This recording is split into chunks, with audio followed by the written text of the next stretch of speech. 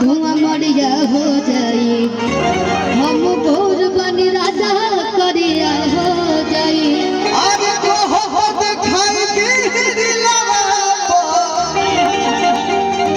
का देखो हो दिखा के दिलवा तुम्हारे नाम लिखावा चलिए हमने के ज्यादा समय ना ले काफी गाना लोग से अनुमति लेता ही जा फिर आवल जाए अगर कोनो गलती से ही भाई लोग के ता माफ करो।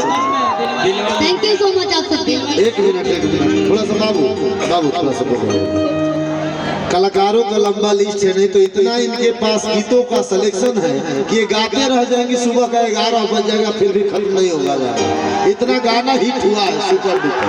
तो मैं चाहता हूँ कि दिल मिलन बा तो दिलदार मिले के चाहिए, दिल मिलन बा तो दिलदार मिले के चाहिए, फूल खिलल बा तो चढ़ोनिहार मिले के चाहिए।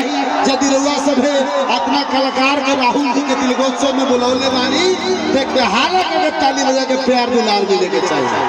बहुत बहुत आभार शिल्पी राज विजय चौहान जी। अब आइए ये ओम प्रकाश जी हैं।